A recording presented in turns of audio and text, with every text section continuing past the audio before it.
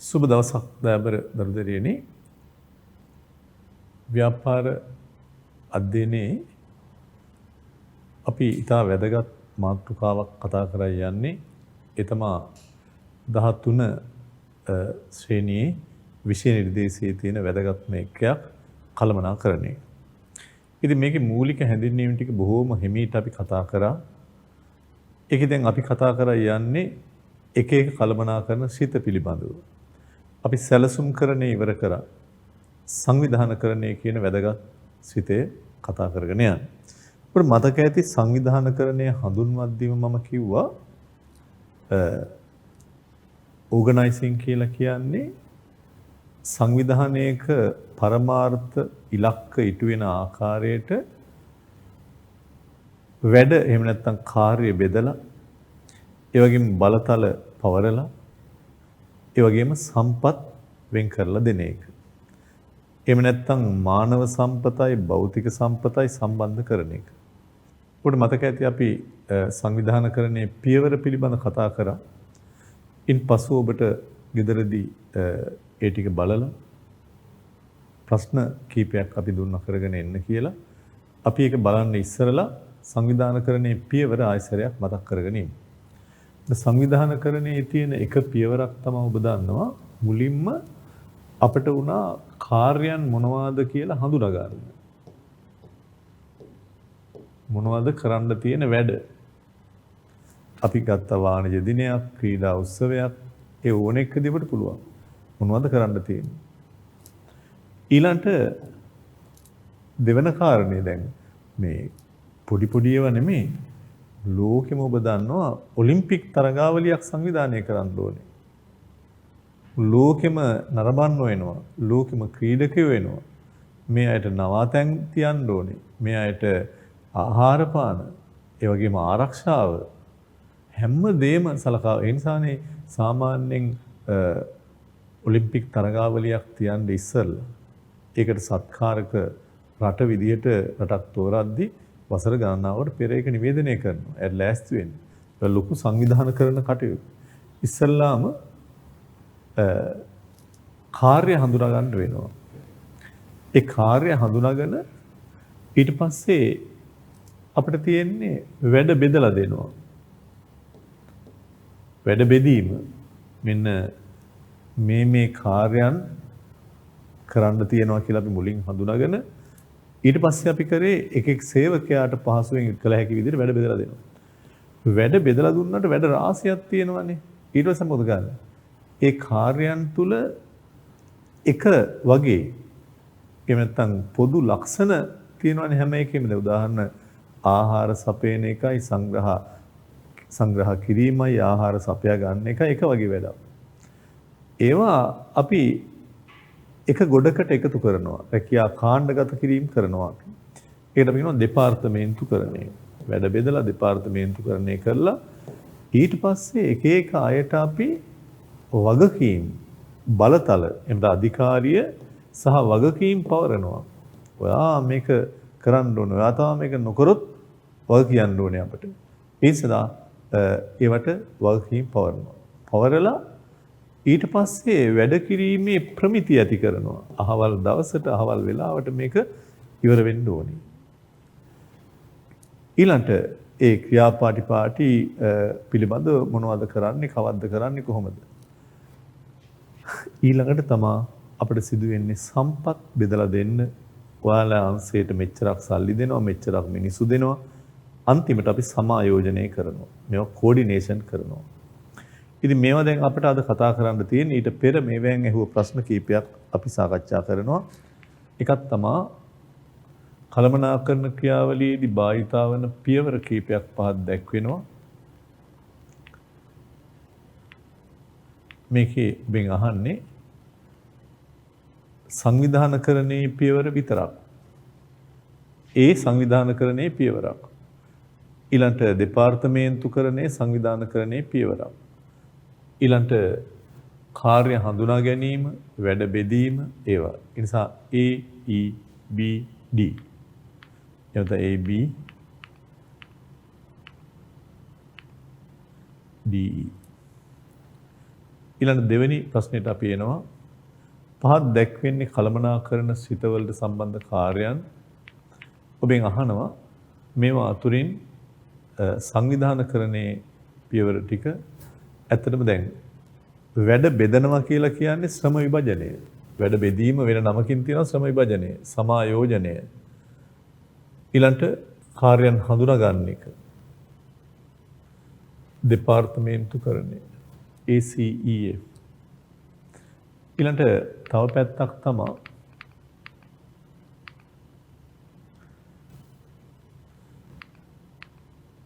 පහත සඳහන් කාණ්ඩ අතුරින් සංවිධානකරණයේ කාර්යයන්.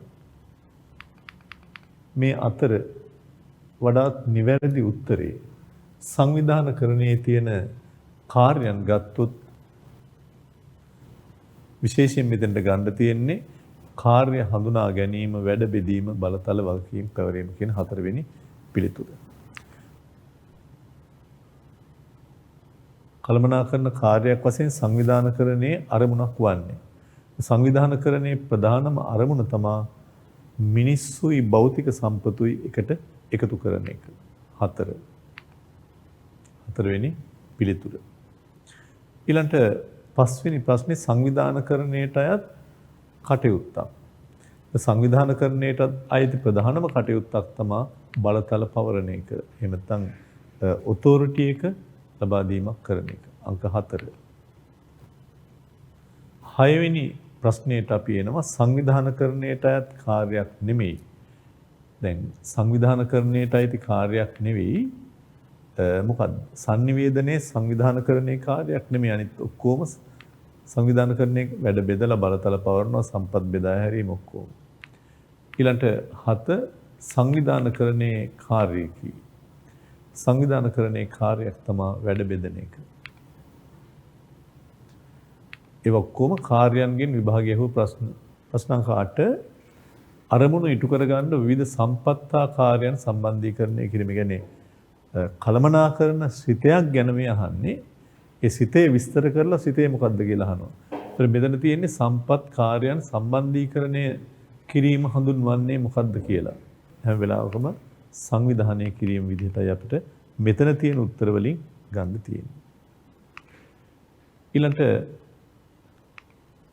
ප්‍රශ්නාංක 9 සංවිධාන ක්‍රියාවලියට අදාළ කාර්යයක්.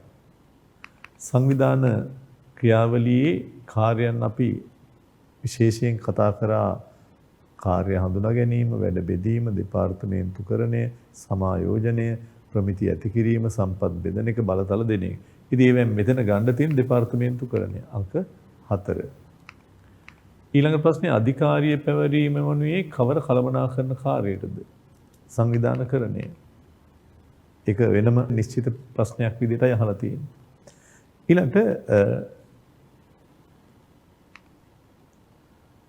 දැන් මේ ඔබට තනියෙන් කරන්න දුන්න දෙයක්. ඒකත් ඔබ බලන්න. දැන් ඔය කියපු කාරණා අනුව ඔබ අවුරුදු උත්සවයක් සංවිධානය කරද්දී ඉස්සල්ලාම ලියන්න ඕනේ මොනවද කාර්යය? සාහිත්‍ය දිනයක්, වාණිජ දිනයක් ඕන එක. ඊට පස්සේ වැඩ බෙදන්න.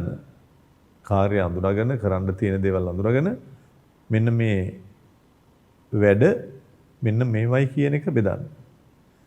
කාර්ය හඳුනා ගැනීම කියලා කියන්නේ ඇත්තටම මොනවද කරන්න තියෙන්නේ? ඊට පස්සේ ඒවා අපි පුජ්‍යලයට බෙදලා දෙන්න ඕනේ. දීලා ඊට පස්සේ අවුරුදු උත්සවයකදී වුණත් ඊට පස්සේ අපි දෙපාර්තමේන්තුකරණය කරන්න ඕනේ.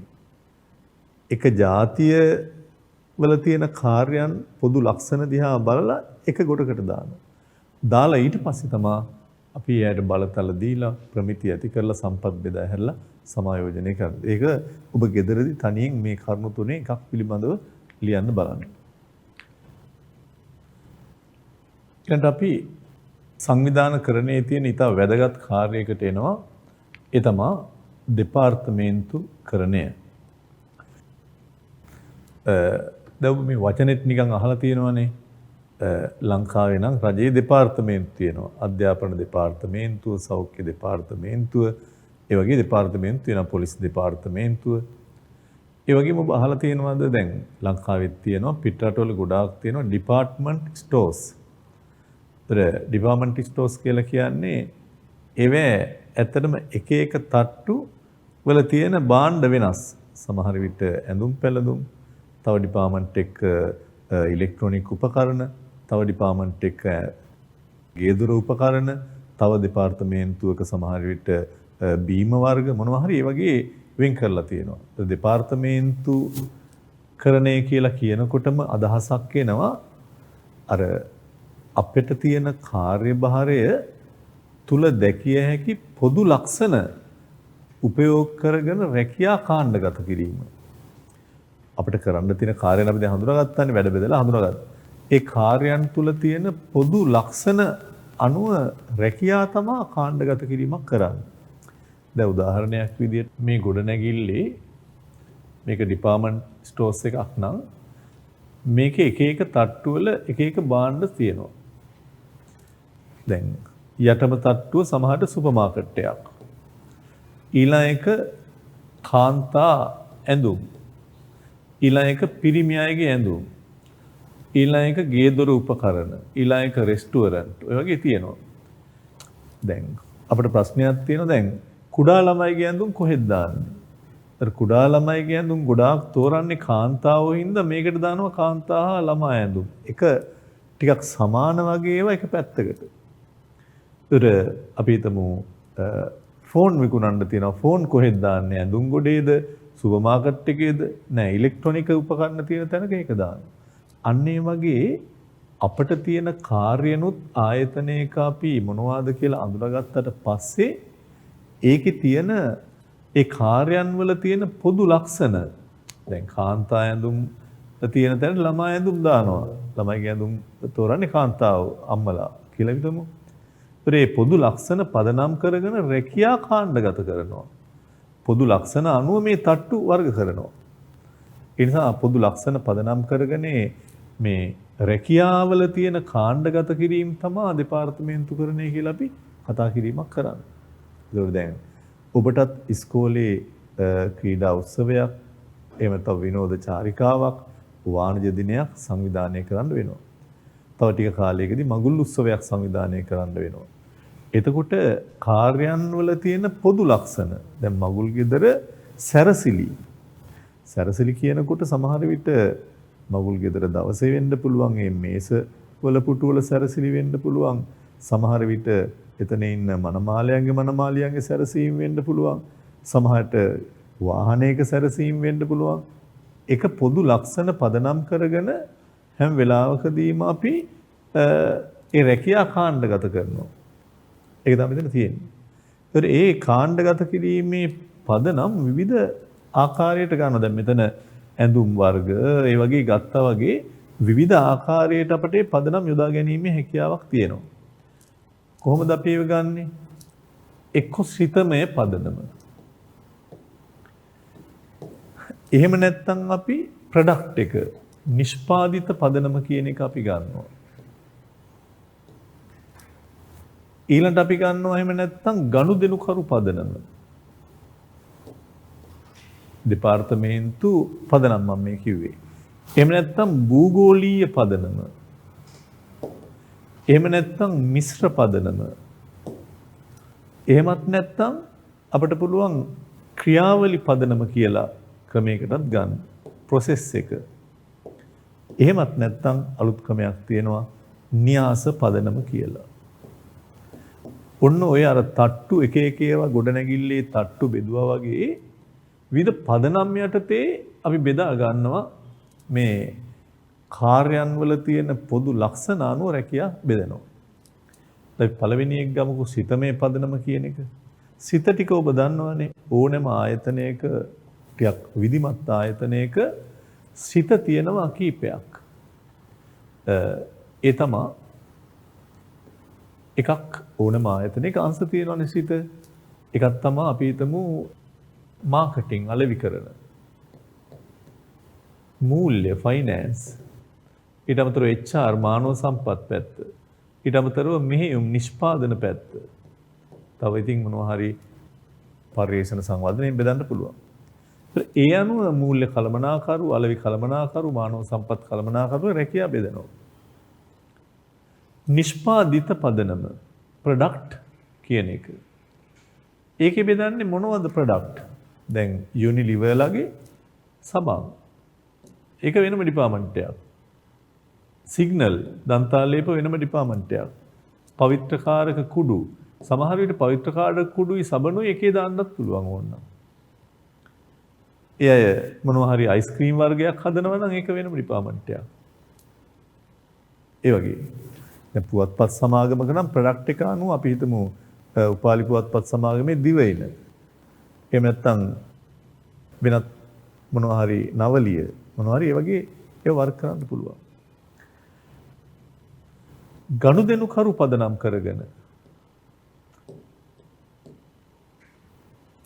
ගනුදෙනු කරු පදනම් කරගෙන කියන්නේ මොනවද මොන ගනුදෙනු කරුවද මොන ගනුදෙනු කරුවද අපි ළඟට එන්නේ තොග වශයෙන් භාණ්ඩ ගන්න එන ගනුදෙනු කරුවද සිල්ලරද අපනයන ආනයනද ඒවට මැනේජර්ස්ලා බෙදන්න පුළුවන් රැකියාව තමයි මේ බෙදන්නේ. ඒතර තොග අලෙවි කළමනාකරු සිල්ලර අලෙවි කළමනාකරු ආනයන පැත්තෙන් ඉන්න කලම රැකියාව තමයි මේ බෙදන්නේ. භූගෝලීය දැන් අපි හිතමු ලංකාවේ සමහර භාණ්ඩ එක එක පළාත් වලට යවන්න වෙන්නේ. දැන් ටොයෝටා කම්පැනි හිතන්නකෝ ලෝකේ එයාට වාහන හදද්දී එයාට හදන්න වෙනවා යුරෝපා රටවලට යවන වාහන වෙනම. ඒවා ලංකාවේ වගේ දකුණු පැත්තෙන් නෙමෙයි ඩ්‍රයිව් කරන්නේ වම් පැත්තේ සීට් එකේ ඉන්න කෙනා. මැද පෙරදිගට වෙනම යවන්න වෙනවා. ඒ අයට මේ තෙල් පිරිමහ ගන්න ඕනේ නැහැ. තෙල් ටැංකිය වල විශාල ආකාරයට හදලා ඕනේ ආකාරයට. නමුත් ආසියාතික රටවලට වෙනම වාහන හදන්න වෙනවා. ඇමරිකාවට වෙනම. ඒවා සිග්නල් ලයිට් වෙනස්. ඒ වගේම දෙපාර්තමේන්තු භූගෝලීය වශයෙන් බෙදනකොට ලංකාවේ වුණත් බෙදන්න පුළුවන්. එක එක පළාත් දැන් උතුරු මැද පළාතට සිග්නල් යවනකොට ඒවා ෆ්ලෝරයිඩ් අඩු කරනවා. ෆ්ලෝරයිඩ් ඒ වතුරේ තියෙන හින්දා. අන්න ඒ වගේ බෙදන්න පුළුවන්. මිශ්‍ර පදනම කියන්නේ මේ කියපු ඒවා කීපයක් කලවම් කරලා තියෙනවා. භූගෝලීය පදනමට යුරෝපාකරයට යොදන ඒවම අපි නැවත බෙදනවා ප්‍රොඩක්ට් එක අනුව. යුරෝපාකරයට නිපදවන වාහනවල ටොයෝටා කොරොල්ලා ඊට අමතරව අපි හිතමු ලෙක්සස් ඒ වගේ බෙදන්න පුළුවන්. ඒකම ඕනනම් ආයෙ බෙදන්න පුළුවන් අපිට. වෙනත් ආකාරයක ගනුදෙනු කරු පදනම් කරගෙන. එකක් නැතුව කීපයක්. ක්‍රියාවල කියන්නේ process එක. සමහර විට නිෂ්පාදනය කරනවා, ඇසුරුම් කරනවා, බෙදා හරිනවා. දෙපාර්තමේන්තු තුනක්, නිපදවන දෙපාර්තමේන්තුව එකක්, ඇසුරුම් කරන දෙපාර්තමේන්තුව එකක්, බෙදා හරින දෙපාර්තමේන්තුව තව එකක්. න්‍යාස කියන එක චුට්ටක් වෙනස් එකක්.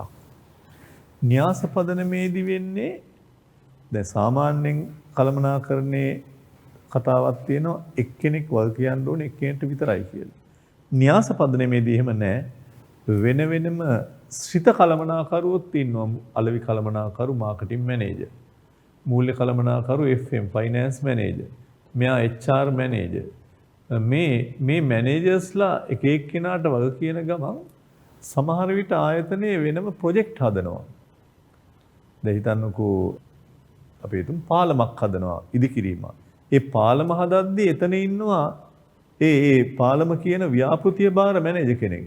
ඒ මැනේජර් මේ 4 දිනක් වගේ කියන්න ඕනේ. අන්න ඒ වගේ සම්බන්ධීකරණය වෙනවා. එකක් අනිකට කෙලින්ම එක්කෙනෙක් එක්කෙනෙක්ටම නැතුව කීපයක් එක්ක සම්බන්ධ වීමක් වෙනවා. ඒකට අලුත් පදනමක්. ඒක අපි දෙපාර්තමේන්තු කරන්නේ ලියා ගන්නවා. ආයතනයක කාර්ය තුල දැකිය හැකි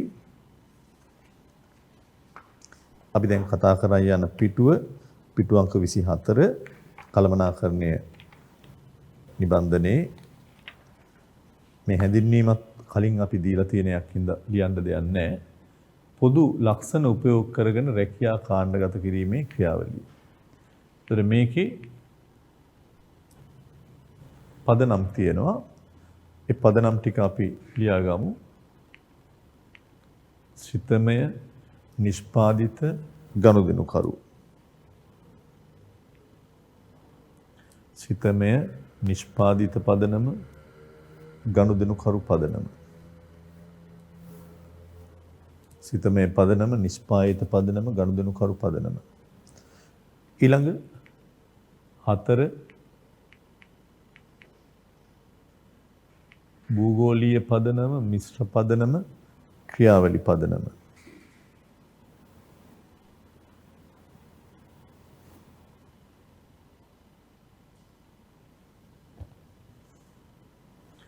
භූගෝලීය පදනම, මිශ්‍ර පදනම, ක්‍රියාවලි පදනම.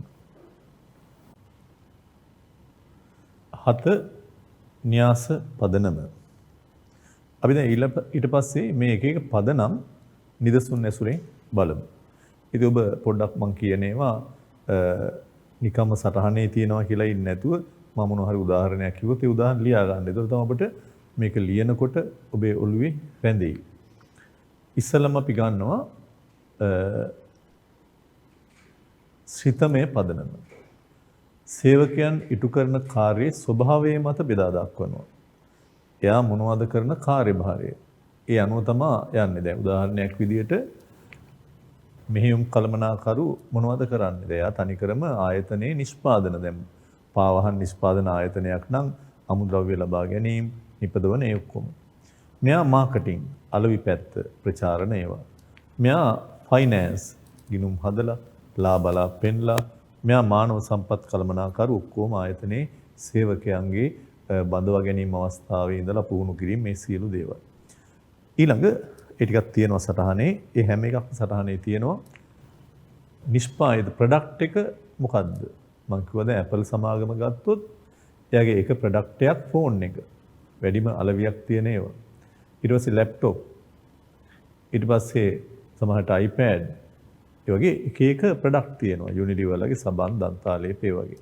ඒවට මැනේජර්ස්ලා ඉන්නවා. කළමනාකරු ඇඟලුම්, කළමනාකරු සම්භාණ්ඩ, කළමනාකරු ප්ලාස්ටික්, කළමනාකරු කඩදාසි ඒ වගේ.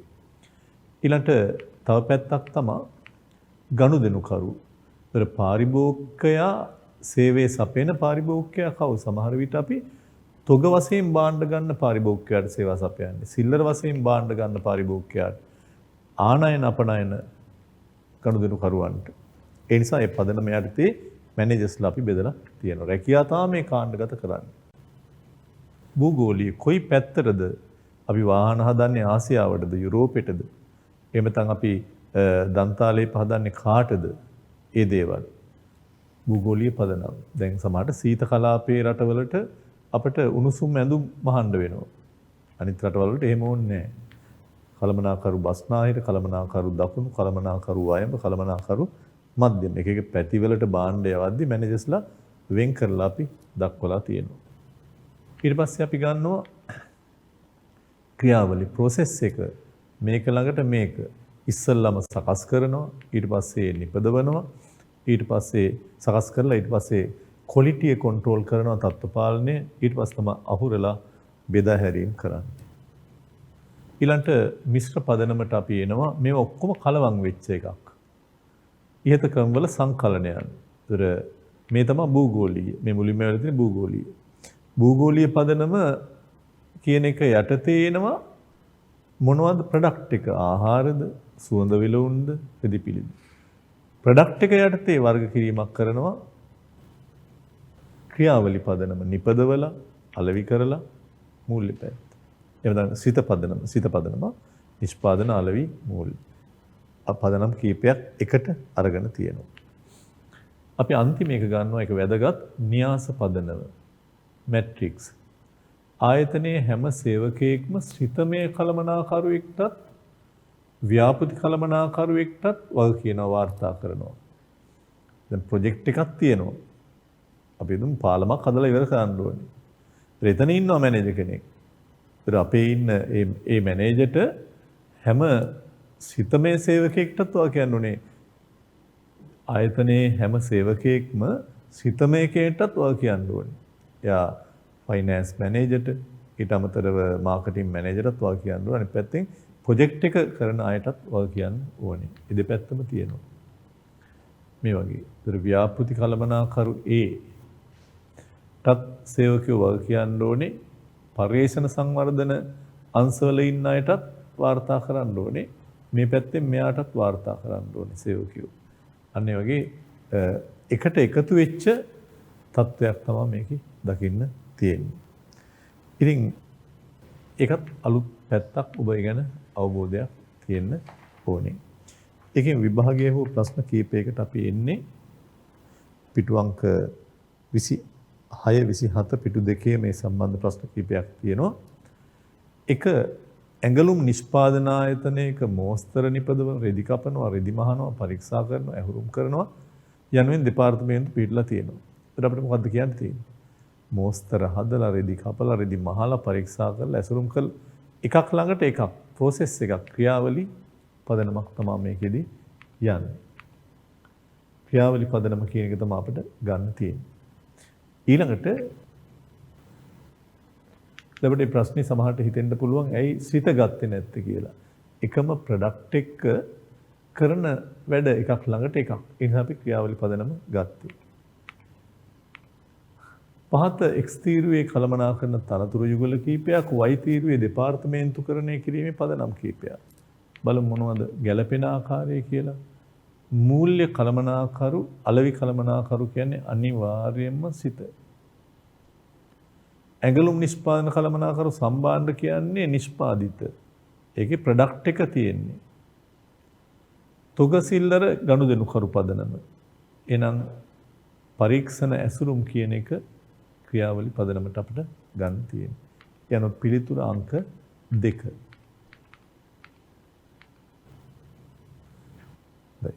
ඊළඟට අපි ගන්නවා තුන්වෙනි ප්‍රශ්නේ. තර්කානුකූල සම්බන්ධතාවක් ඇති කටයුතු එක් කාණ්ඩයකට අයත් වන පරිදි කාණ්ඩගත කරනවා. ඒ කියන්නේ කාර්යයන් අපි එක සමාන ඒවා පොදු ලක්ෂණ තියෙන ඒවා එකට රැකියාව වශයෙන් දාන එකට දෙපාර්තමේන්තුකරණය කියලා අපි කතා කිරීමක් කරන්නේ. අංක 5. 4 දෙපාර්තමේන්තුකරණයේ පදනමක් තමයි ගනුදෙනු කරු පදනම. 5 වෙනි ප්‍රශ්නේ ව්‍යාපාර ආයතනයක සංවිධාන සටහනෙන් උපුටාගත් කොටසක්. මේකේ තියෙන ඔක්කොම ශ්‍රිත සංවිධානය වී තිබෙන්නේ ශ්‍රිතමය පදනම අනුව. ඊළඟ ප්‍රශ්නේ දෙපාර්තමේන්තුකරණයේ ප්‍රධාන පදනමක් නෙවෙයි අපි ප්‍රොඩක්ට් එක අනුව බෙදනවා, කාර්ය අනුව බෙදනවා, ක්‍රියාවලි බෙදනවා, සේවකයන් අනුව පදනම් කරන්නේ නෑ ඇත්තටම. දෙවෙනි එක වැරදි.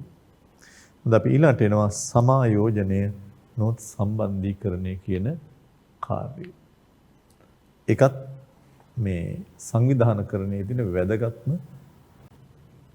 පියවරක්. මොකද්ද සමායෝජනය කියලා අපි කියන්නේ? ඇත්තටම ඔයගොල්ලෝ අහලා තියෙනවානේ කෝඩිනේෂන් කියන එක. කෝඩිනේට් කරනවා කියනවා කෝඩිනේෂන්. මෙතන වෙන්නේ ඇත්තටම දැන් හිතන්නකෝ දෙපාර්තමේන්තු තුල දැන් අපි මීට පෙර දෙපාර්තමේන්තු ගැන කතා කරා. දෙපාර්තමේන්තු අතර කාර්යයන් ඒකාබද්ධ වෙන්න ඕනේ. දැන් මෙහෙම හිතන්නකෝ.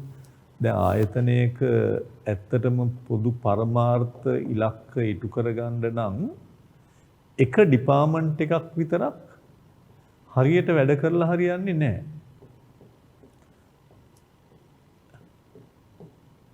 මේ ආයතනයක අපි දෙපාර්තමේන්තු 4ක් තිබ්බා කියලා. මෙහෙයුම්, ඔපරේෂන්, මාකටිං, ෆයිනෑන්ස්, HR. මේ ආයතනයේ අපි හිතමු ප්‍රොඩක්ට් එක හොඳට යනවා මෙහෙයුම් පැත්ත. හැබැයි මේවා හරියට මෙයාට උදව් කරේ නැත්තම් ෆයිනෑන්ස් එක හරියට ආවේ නැත්තම් ඇත්තටම අපේ පොදු අරමුණු වලට යන්න බෑ. ඒ නිසා මේ කෝඩිනේෂන් පාර්ට් එක ඉතාම වැදගත් සංවිධානකරණයකදී මම කියපු එක පැහැදිලි ඇති. දැන් පාසලක් හිතන්නකෝ. පාසලක ඉගෙනීම ගොඩාක්ම හොඳයි. හොඳට උගන්වනවා, හොඳම ප්‍රතිඵල. හැබැයි ඒ පාසලේ සමහර දෙපාර්තමේන්තු ක්‍රීඩාව පිළිබඳ ඒ පාසලට හොඳ නමක් නැහැ. ළමගේ බාහිර ක්‍රියාකාරකම් සංගීතය පිළිබඳව නැහැ. එක්ක එහෙම.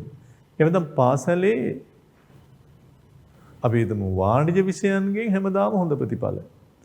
කලා විද්‍යාවේ නැහැ.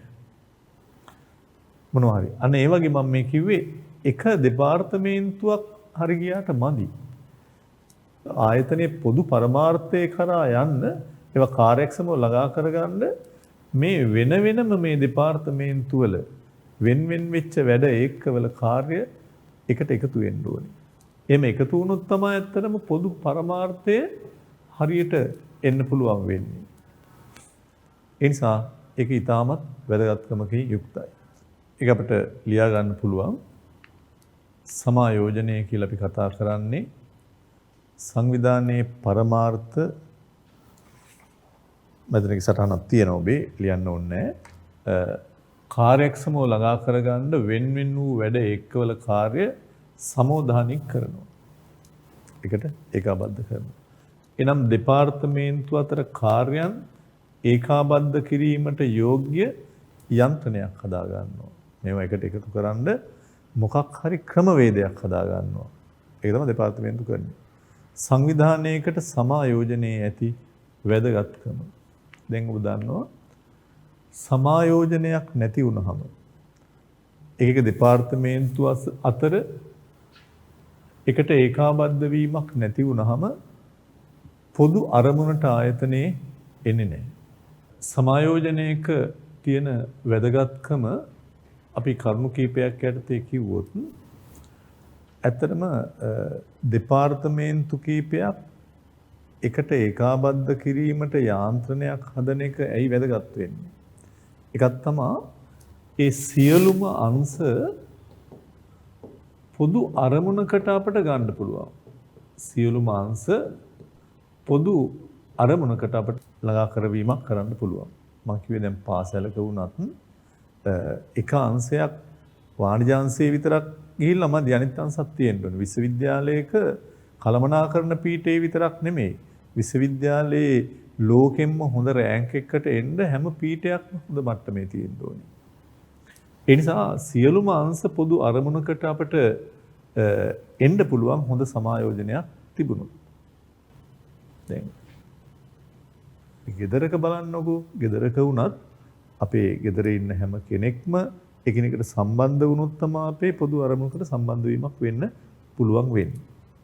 ඕනෙක් එහෙමයි. දැන් গিitar එක්ක ඔබ දන්නවා තියෙන ඒ වයර් ගත්තොත් ඒව විවිධ හඬවල් තියෙන. හැබැයි මේ ඔක්කොම එකට ඒකාබද්ධ වෙනවා සමහර වෙලාවට. ඒක තමයි නියම අරමුණට එන්නේ. ඒ නිසා ඒ සියලු අංශ පොදු අරමුණකට ගෙන එන්න පුළුවන් සමායෝජනයේ තුල. අනිත් පැත්තෙන් මොකද්ද? සමහර විට ඔබ දැකලා තියෙනවද එක දෙපාර්තමේන්තුවක් දන්නේ නැහැ අනිත් දෙපාර්තමේන්තුව මොනවද කරලා තියෙන්නේ කියන එක. දන්නේ නැති වුනහම එයත් ඒකට වියදම් කරනවා අනිත් දෙපාර්තමේන්තුවත් වියදම් කරනවා. අපි හිතමු එක දෙපාර්තමේන්තුවකින් වාහනයක් යවලා. තව දෙපාර්තමේන්තුවක් ආයේ කටයුත්තටම වාහනයක් යවලා. වියදම් අපතේ ගිහිල්ලා මේවා අතර අර කෝඩිනේෂන් එකක් නැහැ. අරයා ගියා කියලා මෙයාට දැනගන්න ආකාරයේ සම්බන්ධයක් නැහැ. ඒ නිසා එකම කටයුත්ත දෙවරක් සිදුවීමේ අවාසිය වැළකීලා තියෙනවා. අනිත් පැත්තෙන් නිතරම දෙපාර්තමේන්තු එකිනෙකට සම්බන්ධ වීම තුල කණ්ඩායම් හැඟීම් ඇති කර ගන්නත් පුළුවන්. ඒ වගේම දෙපාර්තමේන්තු අතර තියෙන ගැටුම් අඩු කර ගන්න පුළුවන්. කණ්ඩායම් හැඟීම එනකොට මම මේ කරේ මම මොකටද ඒක කරන්නේ? අපි ඒවට කියනවා සමහර ආයතනවල මේ බෝල පාස් කරනවා කියලා. මෙයා කියනවා මම නෙමෙයි කරන්න ඕනේ. මෙයයි කරන්න ඕනේ. මං කරේ නැත්තේ මගේ වැඩක් නෙමෙයිනේ. අන්න එහෙම නැතිව අර ගැටුම් අඩු වෙලා කණ්ඩායම් හැඟීමකින් කටයුතු කරද්දී පොදු අරමුණට යන්න හැකියාවක් තියෙනවා. ඒ නිසා මේ සමායෝජනයේ ගොඩාක් වැදගත්කමකින් යුක්ත දෙයක්. ඒකත් ඔබේ සටහනට ඔබ යොදන්න වෙනවා. එකක් සියලුම අංශ ඒක ලියා ගන්න පුළුවන් පොදු අරමුණු දෙසට ගමන් කරවීම පහසුයි. එකම කාර්ය දෙවරක් සිදුවීම වැළැක්වීමෙන් සම්පත් නාස්තියව වෙනවා. කණ්ඩායම් හැඟීම් ඇති වෙනවා. අන්තර් දෙපාර්තමේන්තු ගැටුම් අවම වෙනවා.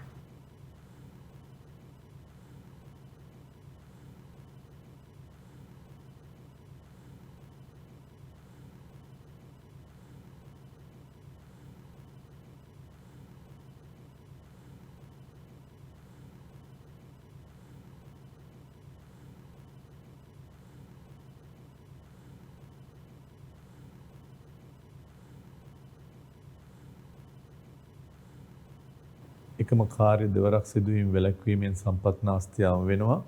කණ්ඩායම් හැඟීම ඇති වෙනවා. අන්තර් දෙපාර්තමේන්තු ගැටුම් අවම වීම. ඊළඟ විභාග ප්‍රශ්නයක් තියෙනවා. සමායෝජනය අයත් වන්නේ මොන කාර්යයටද කියන ඔබ දන්නවා. ඒක අයිති වෙන්නේ සංවිධානකරණය කියන කාර්යයට. හොඳයි. ඊළඟට ඊටා වැදගත් කොටසකට අපි එන්නේ සංවිධානකරණයේ. ඒ තමයි සාර්ථක සංවිධාන කරණයකදී අවධානය යොමු කළ යුතු සංකල්පය. හරි සංවිධානකරණයක් කරනවා නම් ඒකෙදි මොන කරුණු ගැනද අවධානය යොමු කළ යුත්තේ කියලා අහනවා. සාර්ථක සංවිධාන කරණයකදී අවධානය යොමු කළ යුතු කරුණු. ඇත්තටම හොඳ සංවිධානකරණයක් තියෙනවා නම් අපි කියනවා මේ ආයතනයේ ඕගනයිසිං හොඳයි. මේ ක්‍රීඩා උත්සවය හොඳට ඕගනයිස් කරලා තිබ්බා. අපේ ට්‍රිප් එක හොඳට ඕගනයිස් කරගන්න පුළුවන්. සාර්ථක සංවිධාන ව්‍යුහයකින් දැක්වෙන මූලධර්ම කියන ඒවා නිරූපණය වෙන්නේ ඇත්තටම හොඳ සංවිධානකරණයක තියෙන වැදගත්කම මත. ඒ වැදගත්කම තීරණය වෙන්නේ මේ මූලධර්ම මත. ඒ නිසා සාර්ථක සංවිධානකරණයකදී අවධානය කරන්න ඕනේ මෙන්න මේ මූලධර්ම ගැන. සාර්ථක වෙන්න නම් මේ මූලධර්ම තියෙන්න ඕනේ. සාර්ථක සංවිධානකරණයක් වෙන්න මේ මූලධර්ම තිබිය යුතුමයි. මොනවද මූලධර්ම?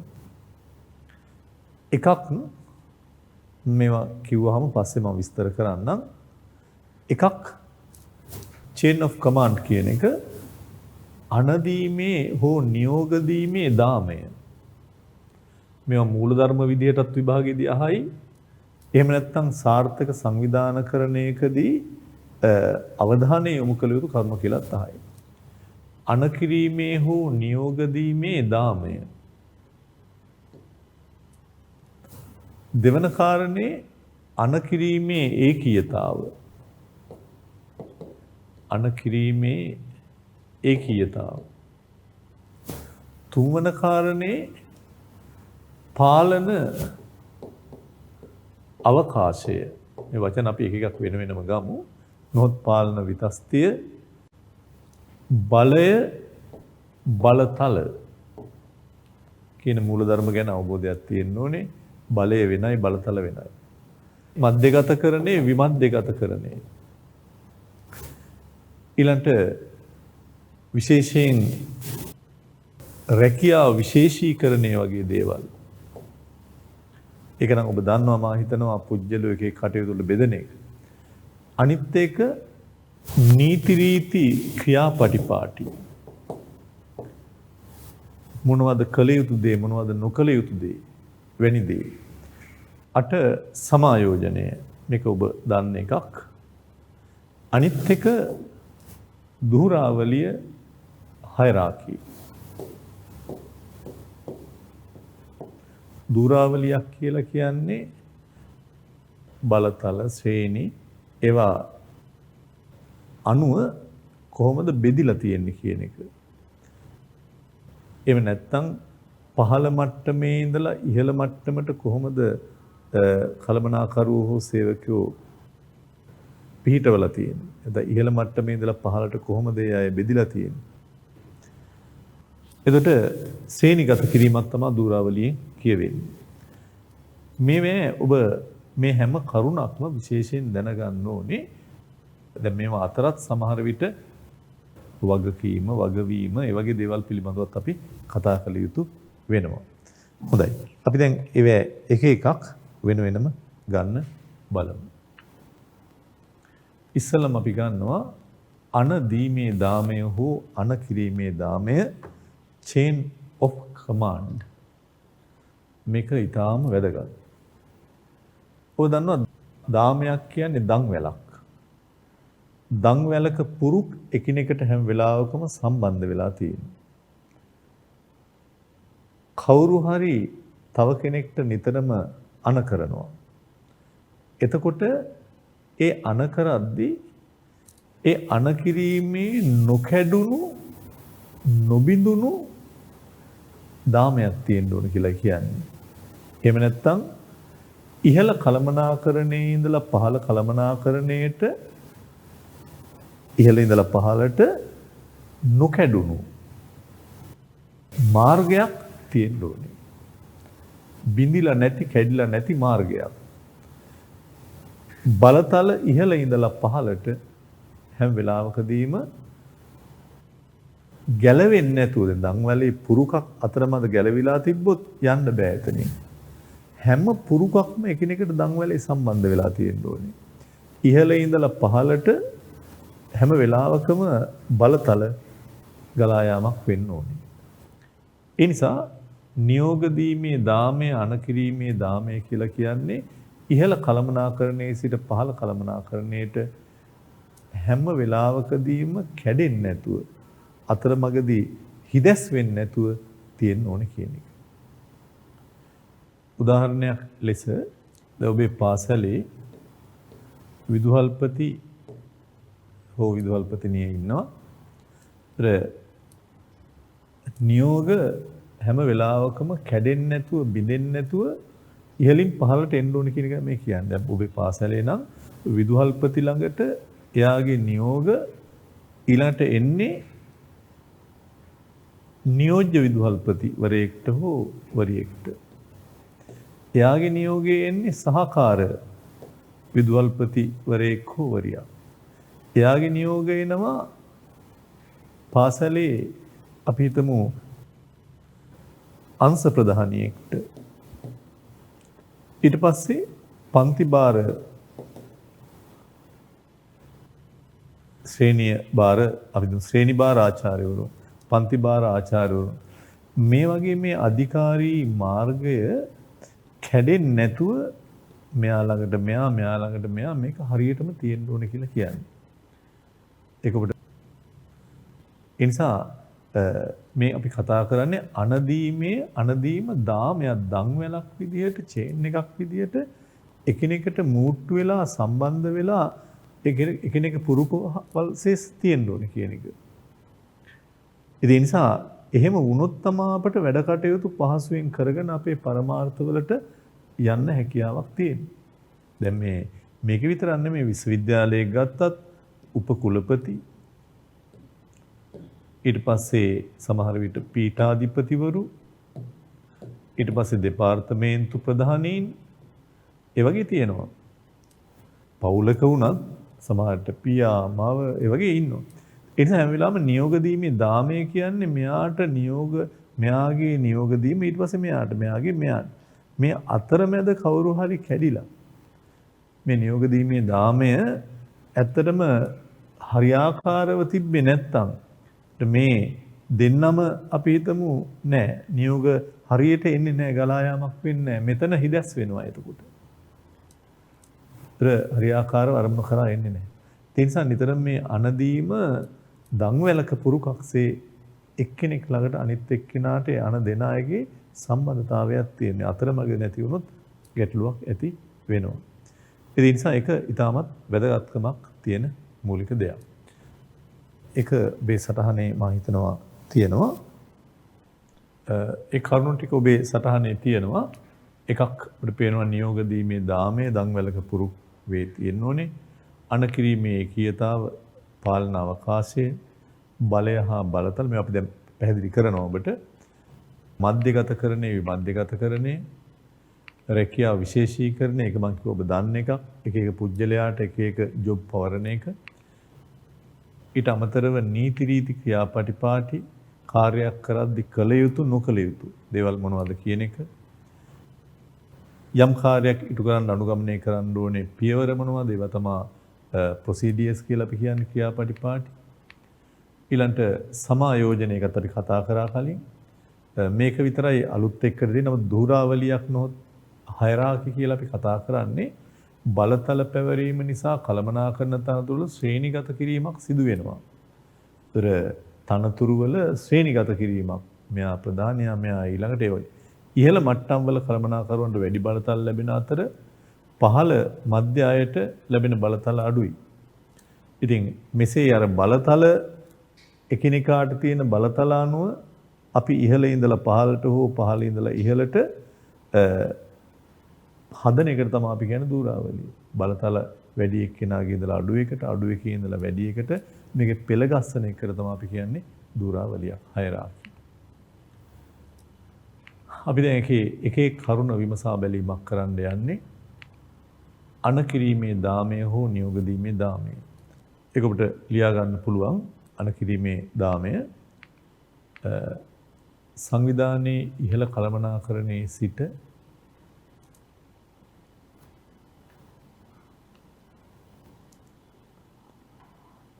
පහළ කළමනාකරණයේ තෙක් නොකැඩුණු අධිකාරී මාර්ගය අණ කිරීමේ දාමයයි.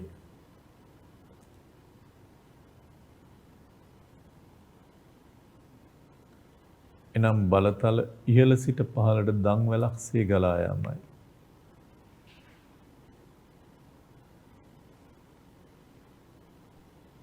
මේක විධාන දීමේ දාමය කියලාත් කියනවා.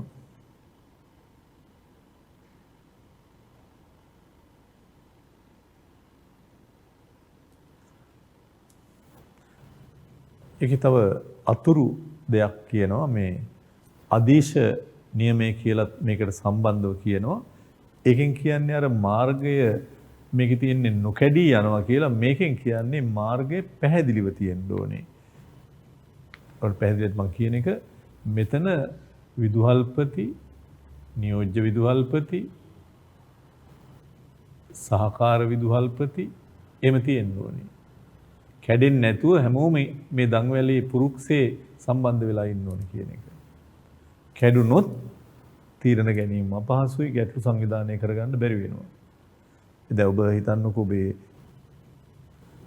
වාණිජ දිනයක් සංවිධානය කරද්දී හරි විශේෂයෙන් මෙයාගේව බලන්නේ කවුද? මෙයාගේව පිළිබඳ බලන්නේ කවුද? ඒක හරියටම පිළිවෙලකට කැඩෙන්නේ නැතුව තියෙන්න ඕනේ කියලා කියන්නේ. දැන් කියන්නේ ඒක ඉතා පැහැදිලි වෙන්න ඕනේ. මෙයා මොනවද කරන්නේ, මෙයා මොනවද කරන්නේ කියන එක පැහැදිලි නැතුව යමක් කරන්න බෑ. අපි ඊළඟට එනවා ඊට වැදගත් මූල ධර්මයකට. ඒ තමයි අණ කිරීමේ ඒකීයතාව, නියෝග දීමේ ඒකීයතාව. මොකද්ද මේ කියන්නේ? දැන් unity of command. එකෙන් කියන්නේ මෙතන පුජ්‍යලයක් ඉන්නවා. ඊට යටින් එක්කෙනෙක් ඉන්නවා. මෙතන මේ ඉන්නේ විදුහල්පති. මෙතන ඉන්නවා නියෝජ්‍ය විදුහල්පති. එතකොට මේ නියෝජ්‍ය විදුහල්පතිට අණ දෙන්න පුළුවන් වෙන්නේ එක්කෙනාටයි. අණ දීමේ ඒකීයතාව. විදුහල්පතිට විතරයි මෙයාට අණ දෙන්න පුළුවන් වෙන්නේ කියන්නේ. මේ මූලධර්මයේ කැඩෙන තැන් තියෙනවා සමහර තැන්. නමුත් මේ කාරණෙන් කියන දේ විදුහල්පති විතරයි නියෝජ්‍ය විදුහල්පතිට අණ දෙන්නේ. අණ දෙන්නේ එක්කෙනයි. වෙන විදිහකින් කියනවා නම් මෙයාව මේ කියන කෙනාව සුපරීක්ෂණය කරද්දී මෙයා වග කියන්නේ මෙයාට විතරයි. තමන්ට එක සුපරීක්ෂකවරයෙක් විතරයි ඉන්නේ කියන එක. එහෙම නැත්නම් මෙයා නිතරම හැම වෙලාවකම විදුහල්පති කියන එක්කෙනාට විතරයි මෙයා වගකීමට බැඳෙන්නේ. මෙයාට අණ දෙන්නේ මෙයා විතරයි කියන එක. අණ දීමේ ඒකීයතාව. රටේ ගත්තොත් ජනාධිපති. ඊළඟට අගමැති. එතකොට මෙයාට අණ දිය හැක්කේ එක්කෙනාටයි. මෙයාට විතරයි. මෙයාව සුපරීක්ෂණය කළ හැක්කේ මෙයාට විතරයි. ඒ නිසා නියෝග දීමේ ඒකීය බවක් තියෙනවා එතකොට. දැන් හිතන්න පාසලක හිතන්නකෝ පාසලක විදුහල්පති ඉන්නවා. නියෝජ්‍ය විදුහල්පති නීවීලා දෙන්නෙක් ඉන්නවා. මේ යටතේ සහකාර විදුහල්පතිවරයෙකුත් ඉන්නවා. ඊට පස්සේ අංශභාර ප්‍රදානියෙකුත් ඉන්නවා. ඊට පස්සේ 5 ශ්‍රේණියම බාර ආචාර්යවරයෙක් ඉන්නවා. මුළු පහේ පන්ති 5ක් තියෙනවා. ඒ පහේ පන්ති 5ම බාර ඒ ශ්‍රේණියම බාර ආචාර්යවරයෙක් ඉන්නවා. එක එක පහේ පන්ති 6ක් තියෙනවා නම් ඒ පහේ පන්ති 6ට වෙන වෙනම බාර ගුරුවරුත් ඉන්නවා. ඉතින් ඔබ හිතන්න මේ එක පහේ පන්තියක ප්‍රශ්නයක් වුණා. ABC C කියන පහේ පන්තියේ ගැටලුවක් වුණා. ඒ පන්ති බාර ගුරුවරයාට ඒ පන්තියේ ගැටලුවක් වෙලා දෙමව්පියෝ ඇවිල්ලා කලබල වෙලා මේ ගුරුවරයාත් එක්ක මොනවා හරි ගැටලුවක්. ඒ වගේ වෙලාවක මෙයාට උඩින් ඉන්න එක්කෙනයි මුළු පහේ පන්ති සියල්ල බහර ආචාර්යවරයා. ඒ නිසා මෙයා ඒ පිළිබඳ වග උත්තර කියන්නේ එයාට. එයාට අණ දෙන්නේ මෙයා. දැන් මේ වෙලාවේ දුවගෙන ඇවිල්ලා අංශභාර ප්‍රදානියත් මෙයාගෙන් අහනවා මොකද වුනේ? සහකාර විදුහල්පතියත් විදුහල්පතිත් ඇවිල්ලා අහනවා මොකද කරගත්තේ? නියෝජ්‍ය විදුහල්පතිත් ඇවිල්ලා අහනවා විදුහල්පතිත් ඇවිල්ලා අහනවා. දැන් මෙයා කී දෙනෙක්ට උත්තර දෙන්නද? එතෙන්දි මේ පරිපාලනයේ ගැටලුවක් ඇති වෙනවා. 5-6 දෙනෙක්ට උත්තර දෙන්න එක්කෙනෙක් බැඳිලා නැහැ කියන එක මේ කියන්නේ. මේක තමයි මූලධර්මය. සාමාන්‍යයෙන් ආයතනයක විදුහල්පතිට අහන්න පුළුවන් මොකක්ද උනේ කියලා. ඒක මේක තුල ඒක නැහැ. නමුත් හැම වෙලාවකදීම අර එක්කෙනෙක්ට වග කිව්වනම් හොඳයි කියන එක මේ කියන්නේ.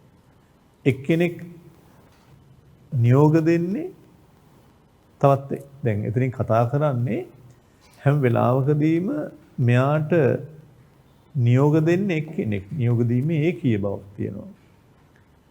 ඒතර මෙයා වග කියන්නේ මෙයාට විතරයි. දැන් මේක වරදලා තේරුම් ගන්න එපා. විදුහල්පති එක්කෙනෙක් විතරක් පාලනය විදුහල්පතිට මේ ඔක්කොම පාලනය කරනවා. නියෝජ්‍ය විදුහල්පති තවත් නියෝජ්‍ය විදුහල්පති ඉන්නවා. මෙයාට පුළුවන් කීප දෙනෙක් පාලනය කරන්න. මෙයාට පුළුවන් කීප දෙනෙක් සුපරීක්ෂණය කරන්න. හැබැයි මෙයාව සුපරීක්ෂණය කරන්න මෙයා විතරයි. මෙයාව සුපරීක්ෂණය කරන්න මෙයා විතරයි. මෙයාව සුපරීක්ෂණය කරන්න මෙයා විතරයි. එක්කෙනෙක් සුපරීක්ෂණය කරන තව එක්කෙනෙක් විතරයි. එක්කෙනෙක්ට නියෝග දෙන්නේ තව එක්කෙනෙක් විතරයි. මේ උඩ ඉන්න එක්කෙනා ගැන නෙමෙයි කියන්නේ. උඩ ඉන්න එක්කෙනා ගැන කතා කරන්න එපා. උඩ ඉන්න එක්කෙනාට මෙයාට නියෝග දෙන්න පුළුවන්. නමුත් එක්කෙනෙක් නිතරම වග කියන්නේ එක්කෙනෙක්ට. මෙයාව සුපරීක්ෂණය කරන්න පුළුවන් වෙන්නේ මෙයාට. අනදීමේ ඒකීයතාවද මෙයාට අන දෙන්න එක්කෙනයි ඉන්නේ. ඒ නිසා මේ තුන්වෙනි මේ C කියන පහේ පන්තියේ බාර ආචාර්යවරයා පිළිබඳව ප්‍රශ්නයක් අහනොත් මෙයාට විදුහල්පති මේ ගැන දැනගන්න ඕන. එයා නියෝජ්‍ය විදුහල්පතිගෙන් අහන්න ඕනේ. මෙයාගෙන් ඉතින් මේක ටිකක් බොහොම දීර්ඝ වැඩක්. හැබැයි ඒක තමයි එහෙම වුණා නම් හොඳයි කියන පැත්ත මේකේ තියෙන. සමහර ආයතනවල මේ මුකුත් නැති ආයතනක් තියෙන අලුත් ආයතන තියෙනවා. කිසිම කෙනෙක්ගේ මේ වගේ ව්‍යුහයක් නැහැ. එකිනෙකා කතා බහ කරලා වැඩ කටයුතු කරන එකක් තියෙනවා. ඔය එක පැත්තක්. ඒ නිසා අනදීමේ ඒකීයතාව කියලා කියන්නේ එක්කෙනෙක්ට අන දෙන්නේ තවත් එක්කෙනෙක් විතරයි. එක්කෙනෙක් වගකීමට බැඳෙන්නේ තව එක්කෙනෙක්ට විතරයි කියන එක.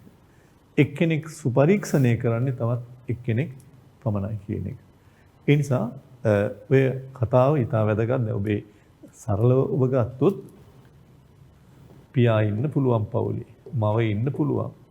ඊට පස්සේ අපි හිතමු ලොකු දුව ඉන්නේ කියලා. ලොකු දුව ඊට අමතරව ඊට පස්සේ තව පුතෙක් ඉන්නවා. ඊට පස්සේ පොඩි දුව ඉන්නවා කියලා හිතුවොත් දැන් මෙතන වුණත් ඔබ දන්නවා අපේ ගෙදරක වුණත් මෙයාගේ මොනවා හරි ගැටලුවකදී මෙයාගේ මොනවා හරි ප්‍රශ්නයක්. එතකොට මෙයාත් අහනවා මොකද්ද උනේ? මෙයාත් ඇවිල්ලා අහනවා මොකද උඹ කරගත්තේ? මෙයාත් ඇවිල්ලා මෙයා පොල්ලක් අරන් ඇවිල්ලා ගහන්නේ.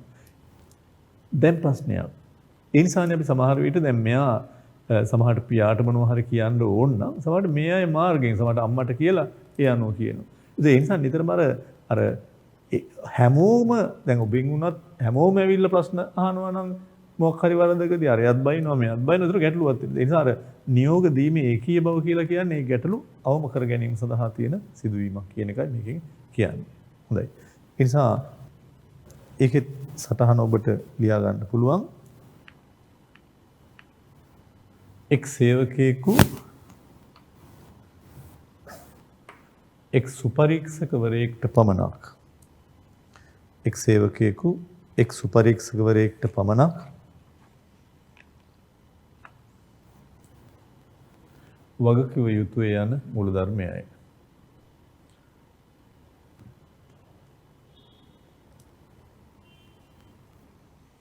එක් සේවකයෙකු එක් සුපරීක්ෂකවරයෙකුට පමණක් වගකිව යුතුය යන මූලධර්මයයි.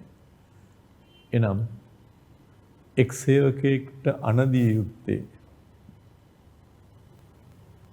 එක ප්‍රධානියෙක් පමණයි.